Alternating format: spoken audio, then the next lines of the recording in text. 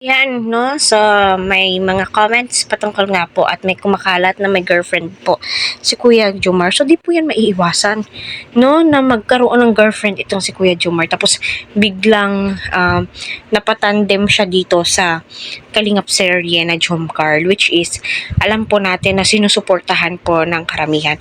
May mga iilan na nasasaktan para kay Carla. Unang-una, alam na po yan ni Carla, no? Alangan din naman po sabihin, mahirap na, babae po, no? Kasi yung mga hugot ni Kuya Jomar, seryoso daw ho siya, handa siyang maghintay, trustworthy.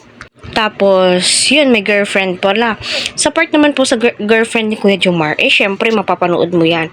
Ikaw, masasaktan ka. Itatanong mo sa lalaki kung totoo ba yung mga sinasabi niya. Sabihin niyang, scripted lang yun. Ikaw naman, para masakit pa rin, may kunting kurot, Gayon pa man, no? Para sa akin ay respetuhin po natin, no? At saka magbigay po tayo ng mga positive advice, no? Para sa ganon ay magtuloy-tuloy ang Jomcar. Kasi, my God, no, malaki po yung naging parte ng Jomcar sa atin ngayon. Sila yung most number one Kalingap serye na inaabangan ng mga viewers, no? Kasi makikita mo talaga si Carla.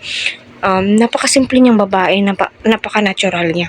Kumbaga ni Kuya Joms, siya na daw po yung hinahanap niyang babae. So, hindi po natin alam kasi ito, maraming nagko-comment na wag na, may girlfriend na si Jomar, masasaktan lang si Carla. Kaya nga po, Kalingap serye, kinukontrol ng iilan yung mga damdamin, pang good vibes, hindi pa nga natin alam kung kasama araw-araw ni Kuya Joms ang kanyang girlfriend. At hindi rin po natin alam kung totoo nga ba yung kumakalat na may girlfriend nga po ba talaga itong si Kuya Joms.